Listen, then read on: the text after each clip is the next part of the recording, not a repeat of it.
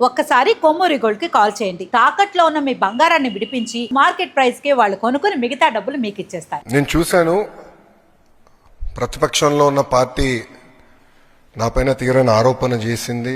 వాళ్ళు అధికారికంగా ట్వీట్ పెట్టారు. వాళ్ళకి నేను 24 గంటలు సమయం ఇస్తున్నా.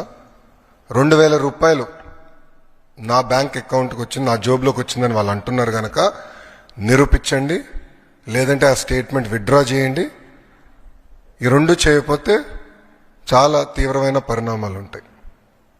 లీగల్గా నేను దీనిపైన ముందరికి వెళ్ళాలని నిర్ణయించుకుంటాం జరిగింది.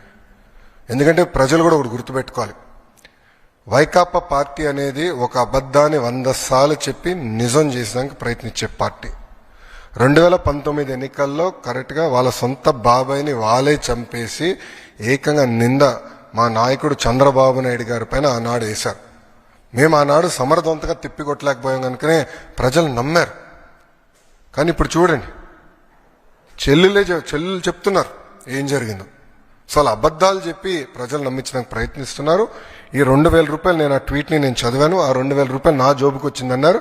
వాళ్ళు నిరూపించాలి, లేదంటే ఆ స్టేట్మెంట్ వెనక్కి తీసుకోవాలి, లేదంటే to the fullest extent of the law I will take action against them. రెండో విషయం వచ్చేగల, వాళ్ళు యూడైస్ డేటా గురించి మాట్లాడుతున్నారు. అంటే పాపం అక్కడున్న గతంలో పనిచేసిన విద్యాశాఖ మంత్రులు కనీసం బేసిక్స్ తెలీదు. యూడైస్లో అంగన్వాడీకి వెళ్తున్న పిల్లలు ఉంటారు, ఎల్కేజీకి వెళ్తున్న పిల్లలు ఉంటారు, యూకేజీకి వెళ్తున్న పిల్లలు ఉంటారు. ఈ స్కీమ్ వాళ్ళకి వర్తించదు. నంబర్ 1. నంబర్ 2, గత ప్రభుత్వం GER గ్రాస్ ఎన్రోల్మెంట్ రేషియో చూపించేదానికి 18 సంవత్సరాల కన్నా ఎక్కువ వయసు ఉన్న వాళ్ళని తీసుకొచ్చి ఏకంగా ప్రభుత్వ పాఠశాలల్లో చదువుతున్నారని వాళ్ళని ఎన్రోల్ చేస్తాం జరిగింది. పక్క రాష్ట్రాల్లో చదువుతున్న పిల్లల్ని తీసుకొచ్చి ఆంధ్ర రాష్ట్రంలో చదువుతున్నారని చూపిస్తాం జరిగింది. విత్ ప్రూఫ్ నా దగ్గర ఉన్నాయన్ని. విద్యాశాఖ మంత్రిగా నేను వాస్తవాల దగ్గర ఉండాలి కనుక మొత్తం లిస్ట్, ఎందుకంటే ఇది డ్రాప్ బాక్స్ అని ఉంటుంది. అంటే ఈ పాఠశాలలో పిల్లలు ఉంటారు, ఈ పాఠశాల పిల్లలు మధ్యలో ఉంటారు, గాల్లో ఉంటారు పిల్లలు. డ్రాప్ బాక్స్ అంటారు అది ఐటీలో. ఈ వాళ్ళ సిస్టంలో డ్రాప్ బాక్స్ అంటారు. అక్కడ పెట్టి పెట్టేశారు. పిల్లలు ఎక్కడున్నారో మాకు తెలీదు. మొత్తం వెరిఫై చేస్తే దొంగ లెక్కలు ఉన్నాయని తేలిని. ఒక విద్యాశాఖ మంత్రికి అసలు ఎంతమంది పిల్లలు ప్రభుత్వ పాఠశాలలో చదువుతున్నారు తెలుసుకున్నాక నాకు 100 రోజులు పెట్టిందండి. 100 రోజులు పెట్టింది నాకు. అధికారులు అడిగితే సార్ మాకు నంబర్ క్లారిటీ లేదు సార్, గతంలో వీళ్ళు ఎట్లా నడిపించారో నాకు అర్థం అలా విద్యాశాఖ. అంటే ఏదో లెక్కలు ఉన్నాయి, ఏదో నంబర్లు ఉన్నాయని చెప్పి చేస్తాం కాదు. రెండోది, నిజంగానే వాళ్ళంత భావించుంటే వాళ్ళు ఎందుకు ఇవ్వలేదండి? అమ్మ ఒడి ఎందుకు ఇవ్వలేదు వాళ్ళు? ఈరోజు మేము ఇస్తున్నాం. అర్హులు ఎంతమంది ఉన్నారో వాళ్ళు ఇచ్చేదాకా మేము సిద్ధంగా ఉన్నాం. మొత్తం లిస్ట్ GSWS ముందర పెడతాను, బయట పెడతాను. లేదంటే ఎవరన్నా రాలేదనుకుంటే మన మిత్రకెళ్ళి ఎందుకు రాలేదో తెలుసుకోవచ్చు, కరెక్ట్ చేసిన మార్గం కూడా ఇస్తున్నాం. సో అర్హులు ఎంతమంది ఉన్నా ఇచ్చేదానికి కూటమి ప్రభుత్వం సిద్ధంగా ఉంది.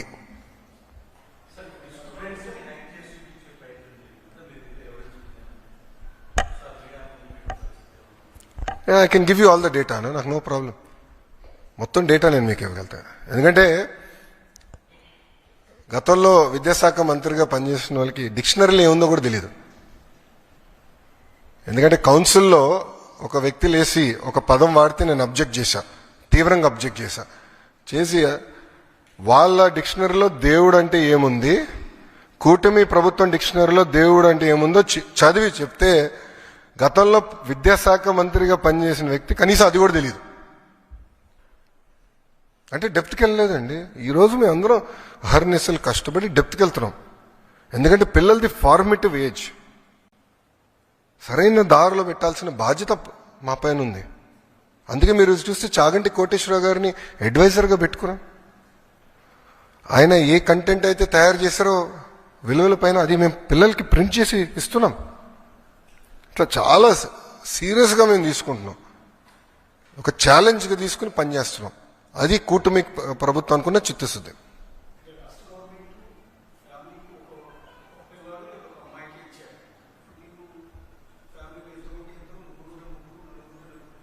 ఐదుగురు ఉంటే 5. ఎస్,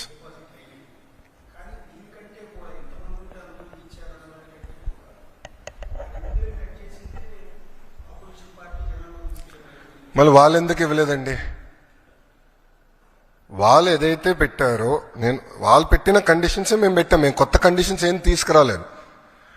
గత ప్రభుత్వం పెట్టిన కండిషన్స్ ఏదైతే ఉందో అదే ఫాలో అయ్యాం. ఎలిజిబిలిటీ క్రైటీరియాకి ఎలిజిబిలిటీ అయ్యేదానికి ఏదైతే ఉందో మెకానిజం అదే మేము ఫాలో అయ్యాం.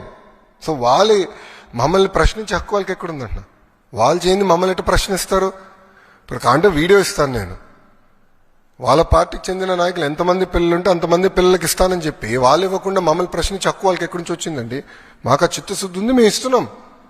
2 ఉంటే 26,000 ఇస్తున్నాం, 3 ఉంటే 39,000 ఇస్తున్నాం. అది కూటమి ప్రభుత్వం అనుకున్న చిత్తశుద్ధి.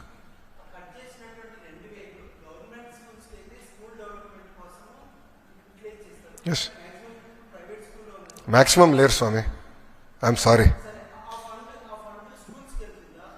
నో, ప్రైవేట్ స్కూల్స్ని అభివృద్ధి చేశాక నేను ఇక్కడ లేను. ప్రభుత్వ పాఠశాలల్ని బలోపేతం చేశాక నేను ఇక్కడ ఉన్నా. ప్రభుత్వ విద్యని బలోపేతం చేశాక నేను ఇక్కడ ఉన్నాను. ఆ డబ్బులు ప్రభుత్వ పాఠశాలలకే ఖర్చు పెడతాము.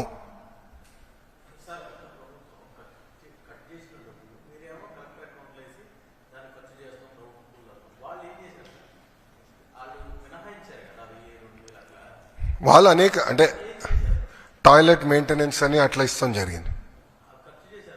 కొన్ని ఖర్చు చేశారు, కొన్ని ఖర్చు చేయలేదు.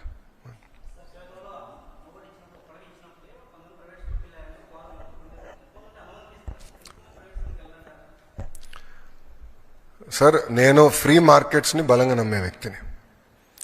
ప్రభుత్వ పాఠశాలలో నాణ్యత పెంచితే, యాక్సెస్ పెంచి, ఒక పద్ధతి ప్రకారం పిల్లలు మేము చదివించి మంచి మార్క్స్లు మేము సాధించి నైతిక విలువలు పెంచితే ఆటోమేటిక్గా తల్లిదండ్రులు వాళ్ళ పిల్లల్ని ప్రభుత్వ పాఠశాలకు పంపిస్తారని బలంగా నేను నమ్ముతున్నాను. సో మార్కెట్లో నేను కంపీట్ చేస్తా. ఈరోజు నేను ఎన్రోల్మెంట్ పెంచాలంటే నాకు 2 నిమిషాల పని. నాకు పర్మిషన్స్కి వచ్చి అన్ని పాఠశాలలు రిజెక్ట్ కొట్టాను అనుకోండి, ప్రైవేట్ పాఠశాల పర్మిషన్ అన్ని రిజెక్ట్ కొట్టాను, ఆటోమేటిక్గా నాకు పెరుగుతుంది కదా.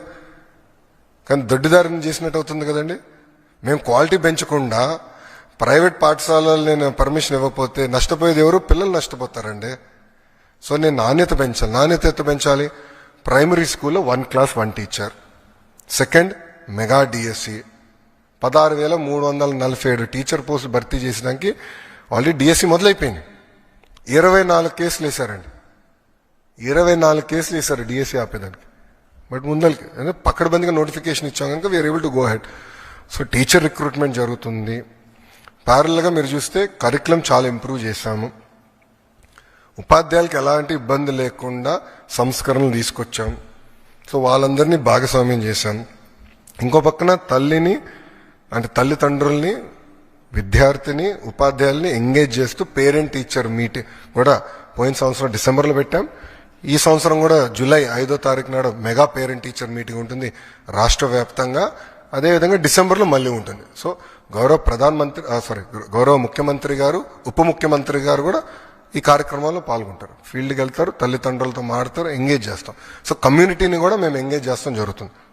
సో నాణ్యత పెంచాలి, క్వాలిటీ పెంచాలి, లెర్నింగ్ అవుట్కమ్స్ పెంచాలి, రిజల్ట్స్లో పెంచాలి. ఆటోమేటిక్గా తల్లిదండ్రులు ప్రభుత్వ పాఠశాలకు వాళ్ళ పిల్లలు పంపిస్తారని నేను బలంగా నమ్ముతున్నాను. మేడం గారు చేయిపోయారు ఫస్ట్.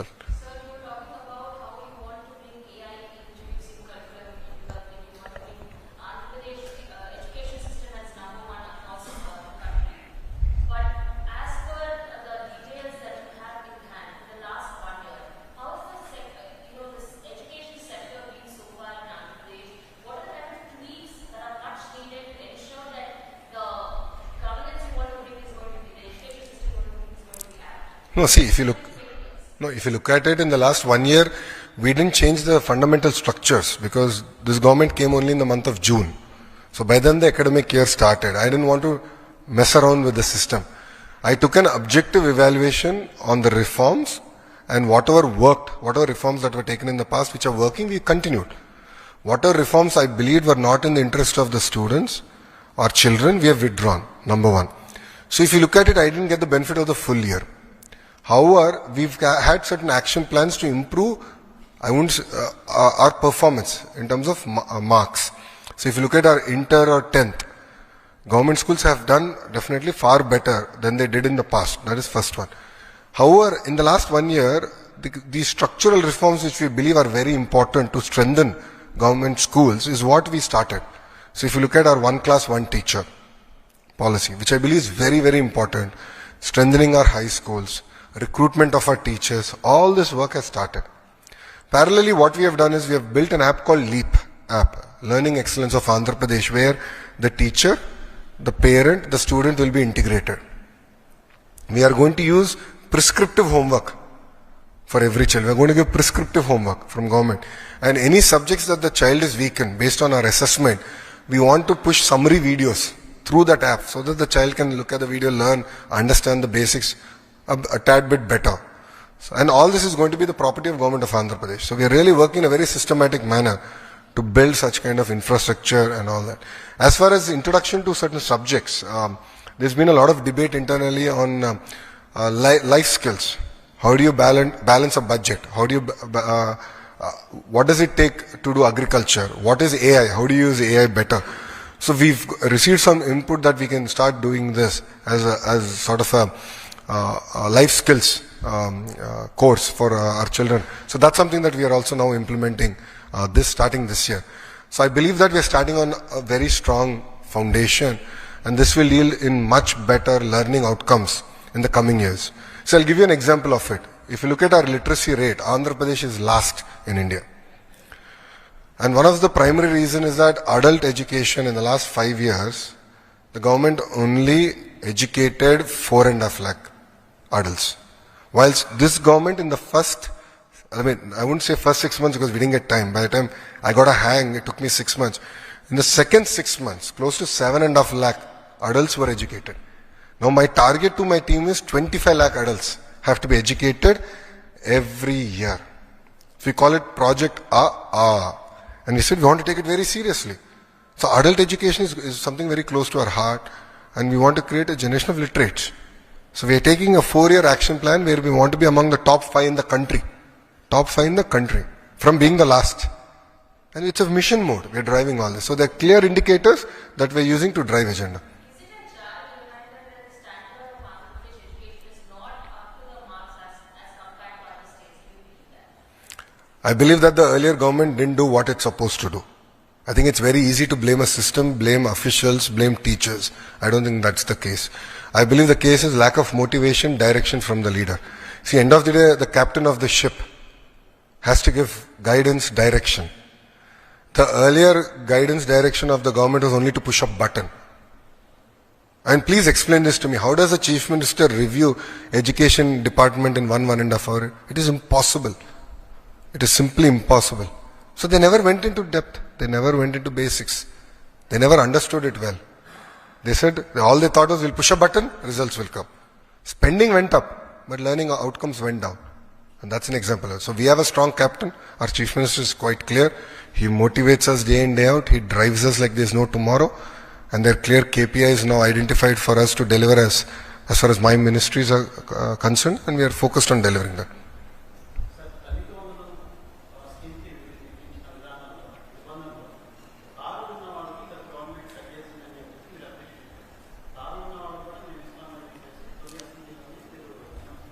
కమర్షియల్ వెహికల్స్ ఉంటే కమర్షియల్ ఉంటే అని చెప్పాను నేను.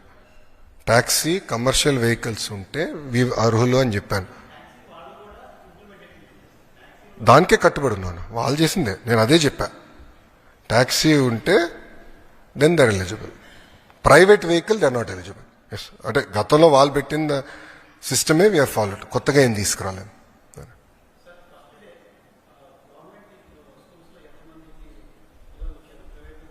Boss it will take at least 1 month. మొత్తం డస్ట్ సెటిల్ అయ్యేదానికి 1 month పడుతుంది నాకు.